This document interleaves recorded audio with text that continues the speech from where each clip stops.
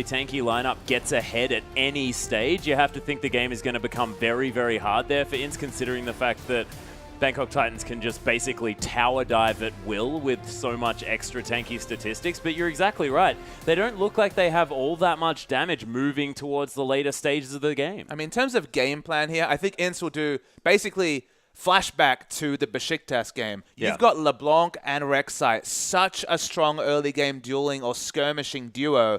Get in the face of Cho'Gath and Sejuani. Sejuani in particular looks like a free kill when you have so much early damage and maneuverability coming through from those two champions. And Cho'Gath, especially in the early levels before he can either build up CDR or a big stack of AP, you just flash away or you dash away from his abilities. They're quite predictable. The Rupture has that cast time. In general, you can out-rotate the Cho'Gath, and sure, LeBlanc doesn't have 1v1 kill pressure on a Cho'Gath most of the time.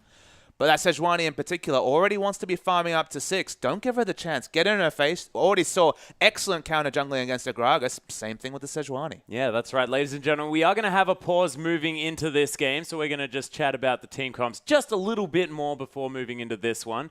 As you can see, the players getting ready to get onto the Rift. But you're right. Another thing I want to bring up is the fact that, you know, INTZ have focused a lot on that early game, and having Cho'Gath be so immobile there in the mid lane as well really paints a target on his head, you have to think. I think what I want to see coming through from the Bangkok Titans is the lane swap. Already shown a proficiency in that. Isolate that mid lane matchup, because as we mentioned, the one thing you can say is that Cho'Gath, from level 1, but as the lane goes on, not a lot of kill pressure coming through from the LeBlanc. You can harass him with auto attacks. You can get in his face in early levels. He has to get in melee range. Usually just takes the Vorpal spikes level 1, starts auto attacking to get some staying going. You can really punish him then. But the more health he gets naturally from his ultimate and just his natural itemization. Might be Athene's, might be Rod of Ages, depending on what power spikes he's looking for. Maybe Athene's just to not be opting too much into the late game, a bit more immediate power. Because there's not a lot of kill pressure there, free up the Thresh for roaming. Get the Graves in a good situation to rotate with BF Sword, then looking for the 2v2. It feels like the lane swap, isolating, get the jungle follow just to make the Sejuani a bit more safe. Because if you just go for standard lanes, Revolta's already shown you don't need much introduction to go for open season on invading junglers when he has a skirmish advantage. And Rek'Sai versus Sejuani, it's basically the ideal tier 1 early game jungler versus the tier 1 late game or scaling jungler. Sejuani wants to get scaling up with the likes of the Cinderhulk, build up the health stacking.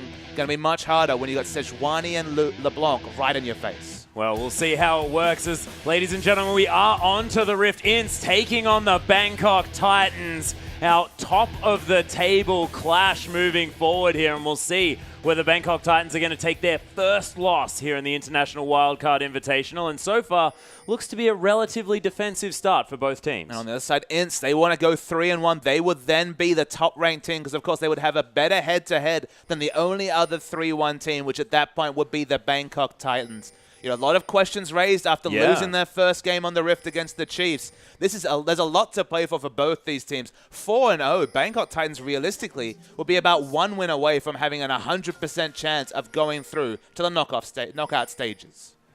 Yeah, and to have that already this sort of early on in the stage is just ridiculous, but we'll see whether they can do it. Sort of the runner-up team to come through from the Southeast Asian region. And they are at the top of the table, looking fantastic, undefeated thus far. We'll see whether INTZ is the team that's going to be able to bring it to them, as Mikau and Josko looking to start here on the Krugs.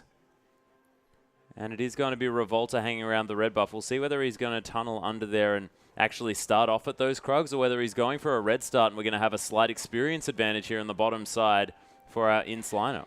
A surprise that does look like standard lanes are going to break out Atlas. They're not going to make the Hecarim accountable for his lack of flash start. Maokai only really going to be able to split farm in that lane. They are going to have a situation where Sejuani can be invaded by LeBlanc if she pushes in, or just by the Rek'Sai, who have a natural skirmish advantage in early levels. To me, it's dangerous to go for the standard lanes. It feels like they play best around the lane swap coming through due to the Bangkok Titans, but they never went for any early invades. We didn't see any early warding, so this is the result. We get purely standard lanes. At least on paper, looks like that does help the Brazilian team here.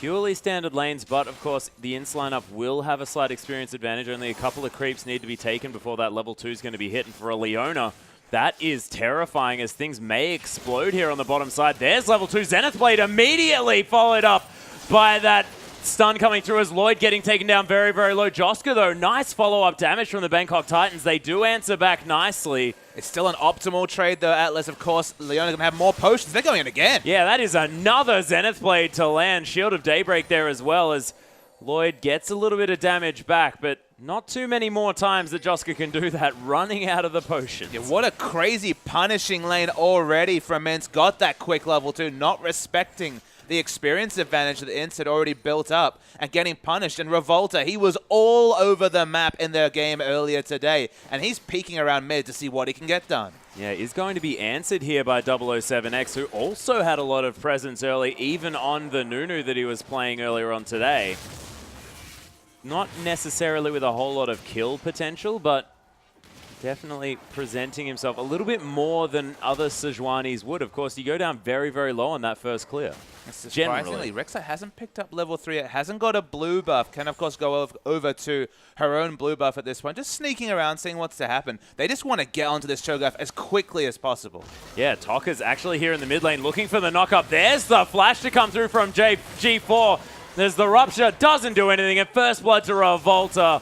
And I'm getting a few nostalgic moments here, Papa Smithy. It's very reminiscent of our first game today when INTZ just completely blew away the enemy. Rek'Sai, the aggressive flash over the Rupture to get the auto attacks and knew the damage. Speaking of damage, nice play though. Yeah, another Shield of Daybreak to come through as Joska very, very close to that turret. Macau, he's going to get exhausted as he flashes forward. The heal to come through from Lloyd as the Leona left on her own as Moss not with a lot of mana coming down. It is going to be a kill in the top lane and the bottom lane as Lloyd falls. They do answer with the Thresh kill onto Leona, but having a kill on your AD carry and your enemy AD carry dead, definitely going well. And I don't know how Yang picked up that one. A solo kill on the top lane, of course, has the combat summoner, doesn't have smite, has the ignite. But that's crazy. No kill credit to any junglers. You almost never see that sort of a situation in a 1v1. They opted into the 1v1. We actually have a replay coming through. Just didn't respect the damage potential from the ignite and just straight up died. Yeah, and the devastating charge easily closes the gap. Not sure what Warlock was thinking there. There's 1,000 gold lead at 5 minutes. Yeah, this is not the team that we saw yesterday, and should have figured that out, of course, witnessing the last game that INTZ played. And man, they are on a roll. And this is not against any bottom-of-the-table opposition. This is the previously undefeated Bangkok Titans, 3-0. Still undefeated. Coming into this, wow. Not including this game, absolutely. 3-0. So this is formidable opposition at the IWCR, and they're playing with such confidence. It's obviously just reverberating through. They must have had an excellent sleep and pep talk this morning because they're playing out of their minds aggressive today. Yeah, I want to know what they had for breakfast. I need to get me some of that.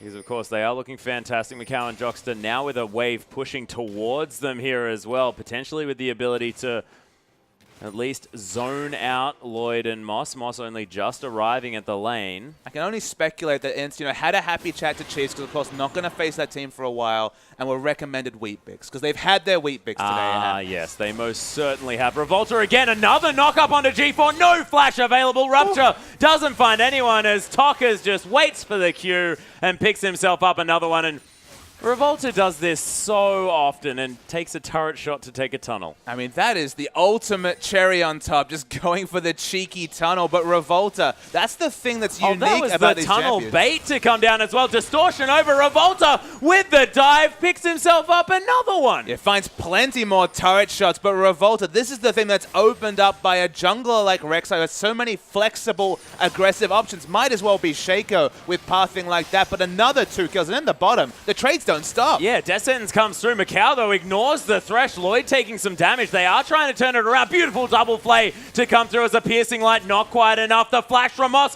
One more auto attack will do it, and Thresh picks up the kill. Joska now in a lot of trouble. Death Sentence doesn't find the mark. Is Quick Draw going to be there? Lloyd doesn't have it, nor does he have the flash. They are going to pick up the 1 kill, though. But so important to arrest this massive global momentum that had been going for INTZ, especially in the mid-game. The bonus kill onto Sejuani was just an embarrassing mistake coming through from 007X. Whoa. But this is what couldn't have been calculated in all of this. In an isolated 1v1, that's kill pressure. Speaking of kills. Yeah, G4 now going to get ignored by Revolta yet again as Tokka's. This silver platter is so used in the mid lane. And Hitherto, hitherto, G4 had been carrying his team. He's this big star player of this lineup, and that's why he's been isolated by Revolta. We thought it was going to be the Sejuani, but Cho'Gath as a melee range champion has been punished, and the Sejuani is not having much fun herself. Yeah, exactly. That is going to be half health now on the jungler. Yang teleports in here, level 7. There's the ultimate. Gets charged back. Tockers picks up one with the Mimic. Moss and Lloyd, nothing they can do. Tockers really has magnets on the end of his chains as well, as they're going to steal away the blue buff. And this game is just going so far in INTZ's favor at 8 minutes. And let's take a step back to breathe, Atlas. We just saw a teleport in to contest a blue buff where the Hecarim used the Onslaught of Shadows into 3 members under an inner turret when they haven't even taken the outer turret. It's just complete and utter crazy aggression. It opens up the dragon and the blue buff we've just previously mentioned. G4 can't even enter lane. He's been killed so many times recently. And INTZ blown away the Bangkok Titans 8 minutes in. 3-0-2 as well for Tockers. This is a terrifying LeBlanc, and if there's a champion that you don't want to get this fed this early on in the game, it is LeBlanc. And you talk to analysts and they say, if you pick LeBlanc on patch 5.6, patch 5.7, you need to get basically a solo kill to justify the fact that in the late game might struggle. We've seen so many carry LeBlanc performances this tournament, and this LeBlanc 3-0-2, certainly not off our own back, as 2-0-3 is the jungler here. Revolta, after a good night's sleep, is just jungling out of his mind this tournament. Yeah, going for the warrior enchant here as well, so really wanting to keep up the skirmish and making sure that INTZ are going to have that mid-game power spike with damage that they're looking for. I mean, surprisingly, back again. G4 has his flash back up. Revolta is going to bait out the teleport as Warlock comes through. Revolta actually flashing out of the way of that rupture, really respecting the Bangkok Titans. It's worth noting, though, that despite the 7-2 kills, despite the fact that it feels like a landslide victory for INTZ already, we can't proclaim anything because the gold lead's not there. And in general, the CS values from Bangkok Titans are keeping them in this game. They're very competitive against an enemy that's winning multiple lanes. The solo lane up top has been the one where Yang has already got a 1v1 kill against the Maokai, but they're staying competitive, and that at least gives them hope coming into the mid-game. Yeah, both of these top laners actually using their teleports at different times in order to try and affect this map and help out their team. In fact, G4 getting saved by Warlock and Yang diving an inner turret in the bottom lane for a kill. So both of them successful to different degrees. Relative success is all we can talk about in this game. Of course, the teleport for no kill credit is on some level a waste of a summoner. Cannot match the teleport from Hecarim, so it opens up dragon pressure coming soon. Tockers already has a snowball of Fiends against just a Negatron cloak from G4, and that's maybe the starkest example of the advantages that INTZ's crazy aggression has opened them up.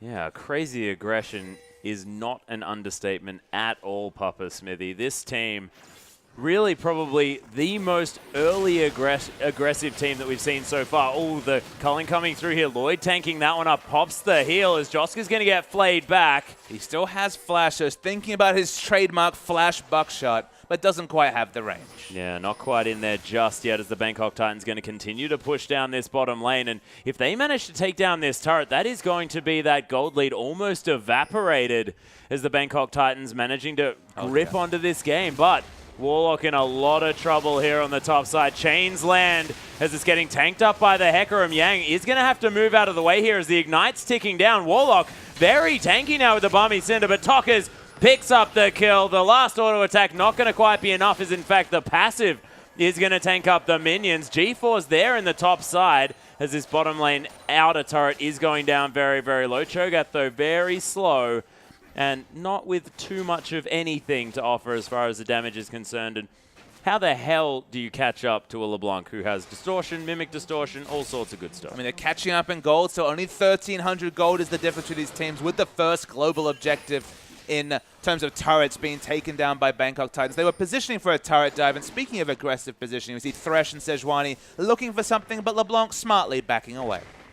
Yeah, LeBlanc very, very low, of course, taking up that turret to about single-digit health. G4 now going to get some spare time with this mid-lane outer turret. Revolta coming through just to try and protect that one is going to be successful. feels like you just have to play either safe or super aggressive lanes to counter Revolta today on the likes of Lee Sin and the Rek'Sai. Just been preying upon enemy junglers, is picking himself into skirmish advantages, earlier power spikes compared to the Sejuani, and that's why they were happy to ban out junglers and force themselves into a situation where Sejuani was just too tasty an option to pass up and just go around the map, exuding all that early skirmish advantage that the kit provides, and just expertly done. You can see the aggressive mindset. Could have told me he was playing Shaco with some of the turret dives he was putting up. I mean, deceiving over a wall and burrowing through a wall is very, very similar. Just been used to excellent effect by Revolta. Yeah, it's fantastic. And we've already mentioned the fact that 007 does favor these tank junglers. You may think that this sort of matchup of teams just generally not going in favor here of the Bangkok Titans, and Tokkers and Revolta, the gank squad heading towards this top side. Ignite already down. The chains are going to land the snare underneath the turret. Warlock thinks that, you know, this should be a safe location. Tokkers again going to tank this one up, and INTZ, they're diving relentlessly. 9-2 now, but Bangkok Titans with a nice rotation down mid. They are going to be able to take down this outer turret, and they do have a stranglehold on these structures on the map so far in the game. They're not stopping. Well, that's the rotational play they've gone for here, Atlas. Maybe INTZ have got too bloodthirsty because they're not picking up big objectives from their kills. Only the blue buff and dragon to show for their crazy aggression. And 9-2 is negated by the 2 turrets going down. And it's only 800 gold in what has been the most bloodthirsty game we've seen in recent memory. Yeah, Moss actually looking for a death sentence over the wall there as Revolta's going to come through and notice that his Raptors are gone. Yang is going to try and eke back that gold advantage that INTZ had from earlier on by taking down the outer turret in the top side of the map. He's going to head back to base, maybe finish that Sheen off as well. May need to, you know, sell one of his consumables that he does have there in his back pocket. Is going to do so, and we'll see what he does buy. Sheen does come through as the combo comes down onto Lloyd. True Grit actually does a whole lot of work during this early stage of the game. And it's worth knowing that he is going for the Snowball Trinity Force. Should only be a 17, 18-minute Trinity Force, but team fighting is still relatively difficult, not because of the item purchases from Bangkok Titans, because of the natural tankiness. All their build paths and stats are around tankiness outside of perhaps the Graves. Even the Cho'Gath, of course, gets that health from the feast stacks. They're all pretty tanky, so the Hecarim, if he can't land the perfect ultimate, might be picked off early. It's a warrior enchant coming through from the Rek'Sai. It's still very quick in starting up the dragon. Sejuani on the other side of the map, so it should be completely uncontested.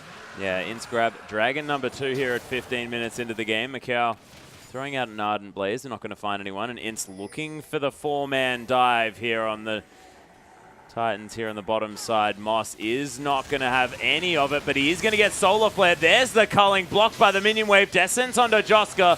Pretty tanky with the Eclipse up, though, and they're not going to find any kills here. Teleport into the top side. Warlock not able to take down that turret, but denies a cannon creep, which is definitely important. It still forces a defensive turret. It's a defensive teleport. They will pick up this bot lane turret eventually, no, actually imminently in this case, to tie up the turret advantage that Bangkok Titans had opened up. They're still pushing aggressively in mid, but Cho'Gath and Sejuani can only do so much turret work.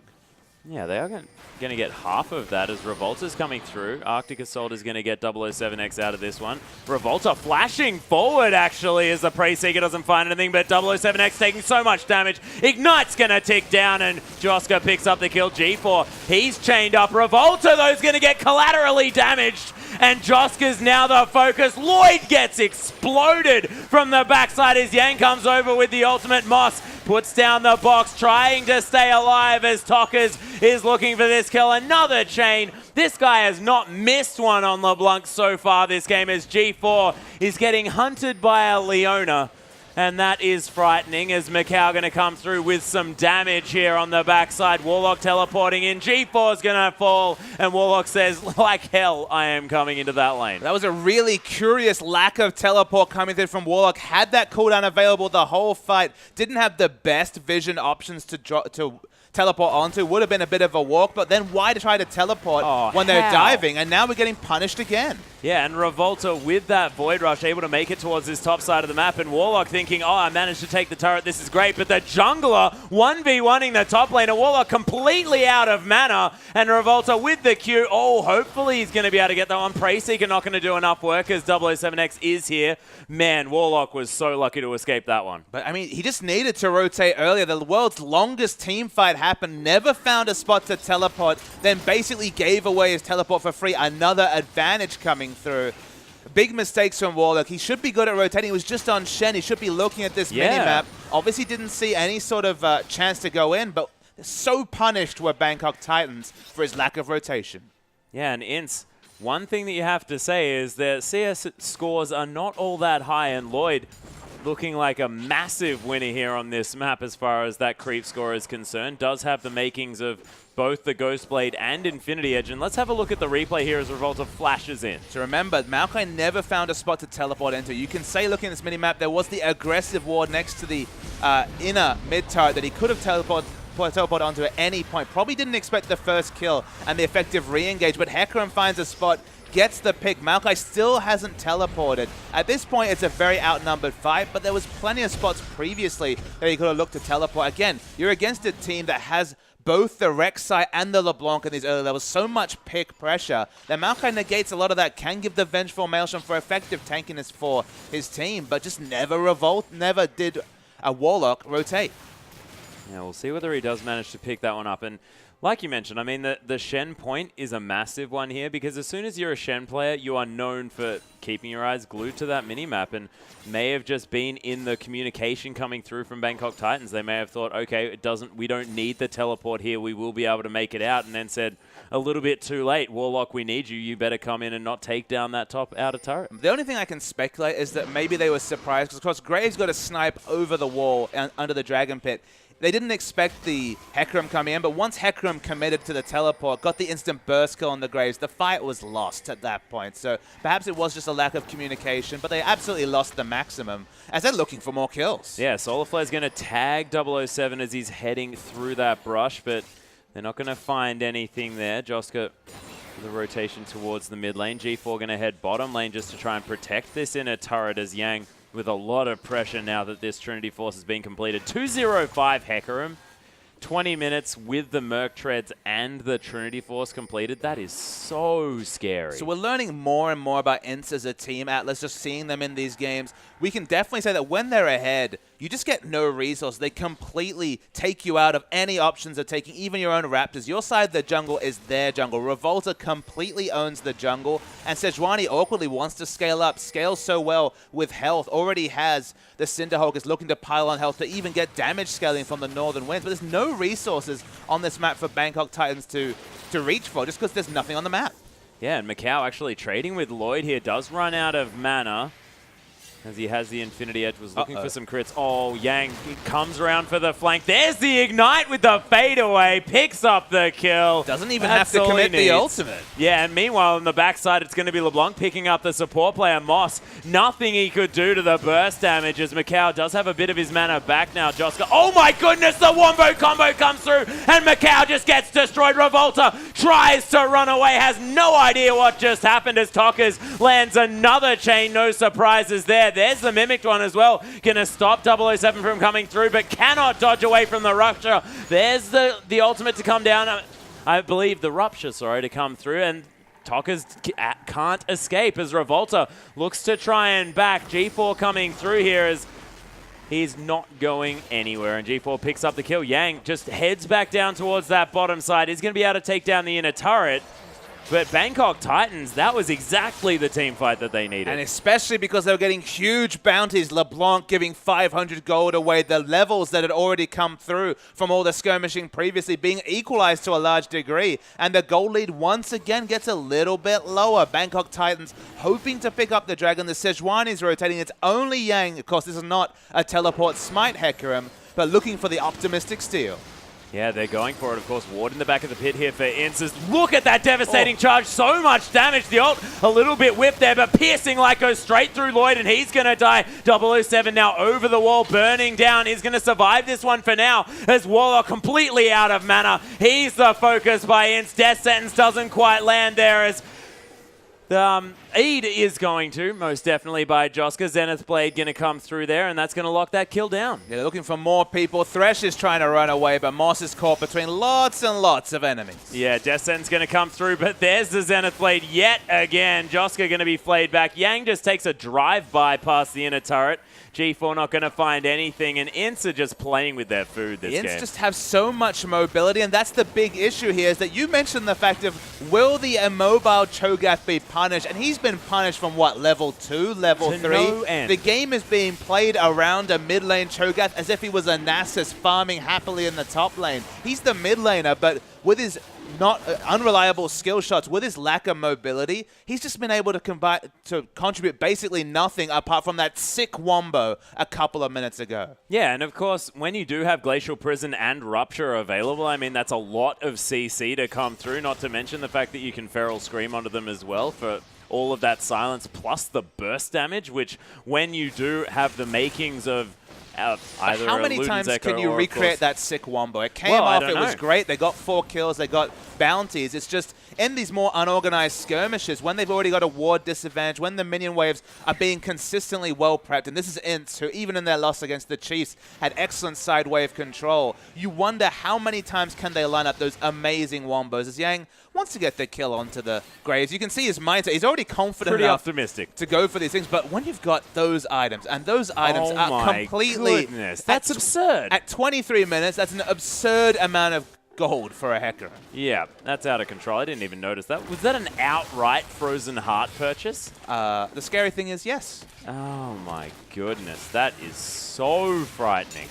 As Revolta's going to steal away the red buff here as well. Look, they own this jungle. They've got so many wards. Just look at the items, though. It's Infinity Edge Static Shift Boots 2 against a Youmuu's Ghostblade. Basically an emergency Youmuu's coming through from Lloyd once he committed to the Brutalizer. They're trying to clear waves. Look, they'll keep this turret up, but for how long with how smart INTZ's rotations have been? Huge minion wave pushing in bot. Yang pushing mid. He's already got the Trinity Force, and they'll just keep pushing in at every opportunity. Yeah, and this pony loves running past these towers as Joska takes so much damage, gets eaten by G4. Bangkok Titans picking up a kill for themselves. But it doesn't even relieve pressure. Yeah, it doesn't, as the inner turret's going to fall down in the mid lane. Yang taking a bit of damage. Here's Warlock, very, very tanky. Lloyd, though, is going to get exploded.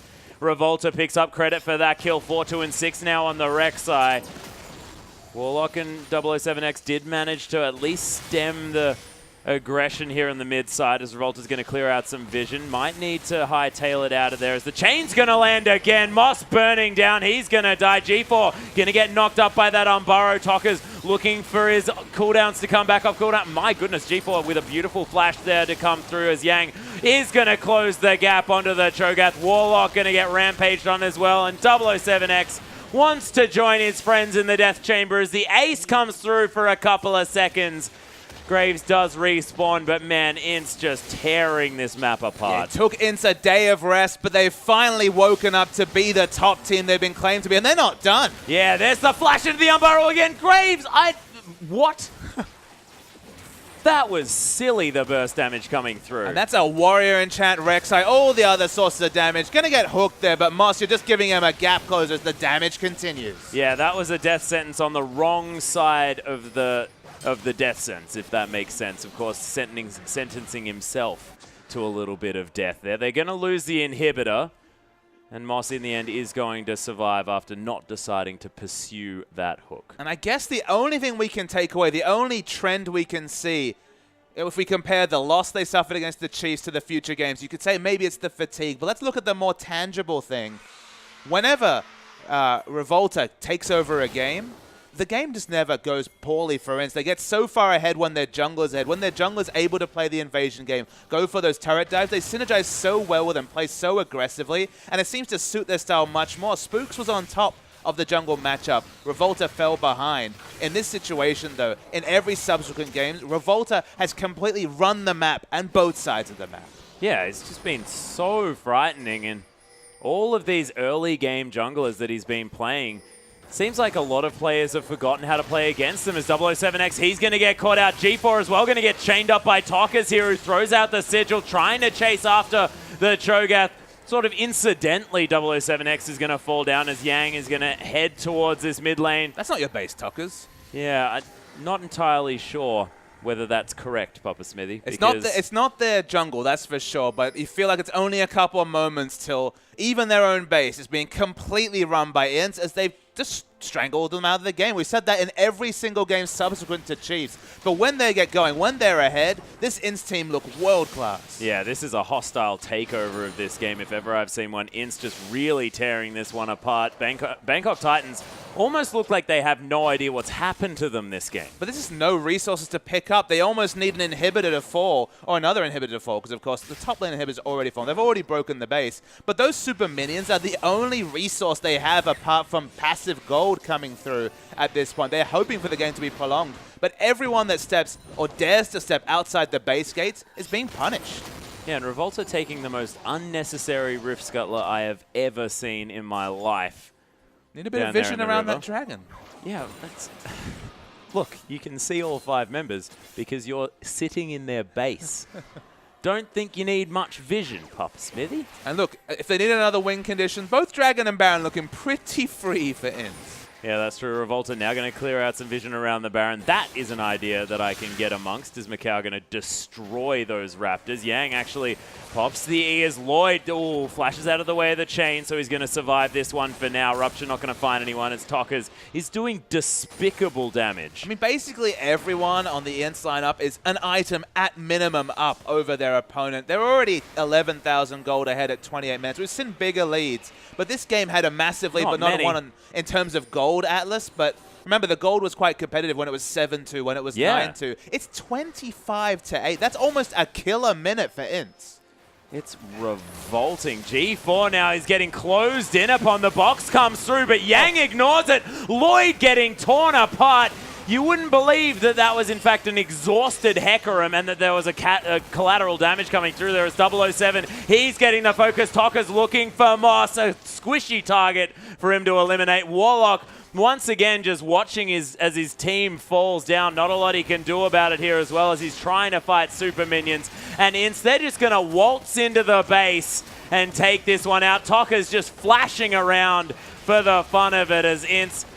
They're going to be able to clear out these Nexus turrets and take the game. And man, this Brazilian team is looking so frightening. Against the previously 3-0 Bangkok Titans, they've been completely blown away by INTZ. And honestly, Atlas, I feel like the other team's going to be pretty angry at the Chiefs because they seem to have just angered the beast that is the INTZ. Yeah. One game, one victory, that loss that came through for INTZ.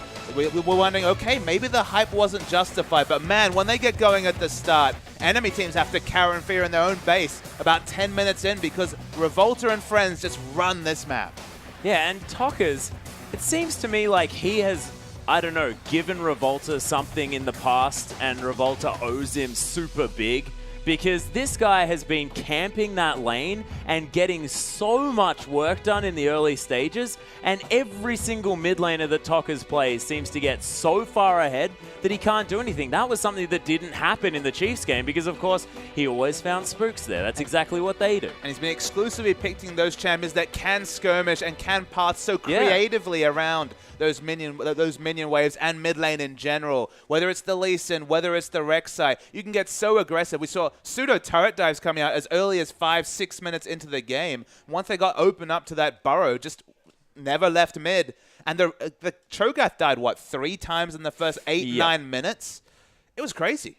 Yeah, there's not a whole lot you can do about that. And, of course, you can't mention the fact that there's an immortal Hecarim that was doing drive-bys by inner turrets at about 7 minutes into the game. And multiple times. Solo killed the Maokai. That was the funny thing, is that you could forgive the other lanes because Revolta visited mid. There was some action in the bottom lane. But in a 1v1, it's unforgivable to die to a Hecarim in lane in a tank battle, you have to say. Just didn't respect the ignite. Almost seemed surprised that he got ignited. Flashed away and died to the devastating charge. That was poor play from the top laner Warlock, who had been so consistent on the likes of Shen. And the Maokai pick, we kind of scratched our head and thought, okay, why not the Shen? Why not go for something that can at least hope to have the same global impact? Not in terms of burst damage, but in terms of just, trying to push up the wave, dispatched a Hecarim already on Shen earlier today, and then have the Stand United for the ultimate equalizer, 850 damage. That's a couple of Trinity Force procs from a Hecarim, so that's at least something you could provide.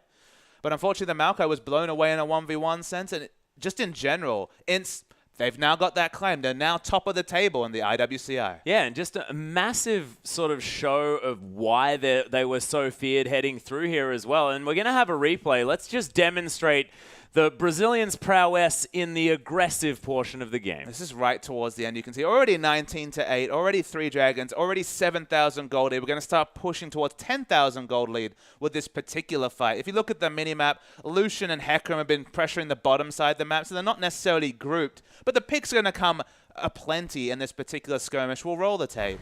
So Revolta already very aggressive. This is another one of those cases where Cho'Gath slowly rotating to top lane. He's already going to find Moss picked away, and they just don't stop their aggression at any point. There's multiple members of Bangkok Titans rotating first. Tokka's is definitely zoned out of this fight, but still is able to come in aggressively. Hecarim's got the Trinity Force and the Frozen Heart. Those Rampages coming off cooldown, so are the Trinity Force procs. And they just fight as a team. Even if they don't rotate first, they get the damage in, they call targets well. Tokka's able to provide a lot of impact despite being on, what, 200 health for the majority of that fight. They team fight well, and they team fight so aggressively. Yeah, and Tokka's ended up that game on, what, about 8-1-9, really frightening score. And it's all about Revolta being able to be anywhere he needs to. And you have to think that a lot of these teams are looking at the jungle here of our Brazilian lineup and saying, okay, we need to find a way to shut down Revolta. And I can't actually help them because I have absolutely no idea how you're going to do that. This guy seems to always be exactly where he needs to. I mean, the only suggestion that I could have in terms of a draft phase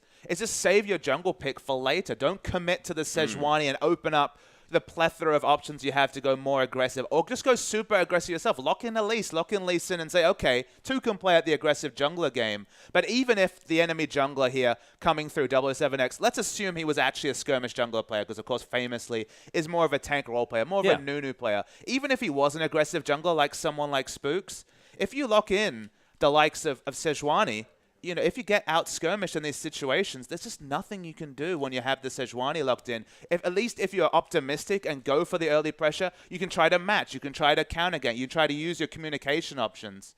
In these situations, though, where you lock in Sejuani, had his choice of aggression and used it so beautifully.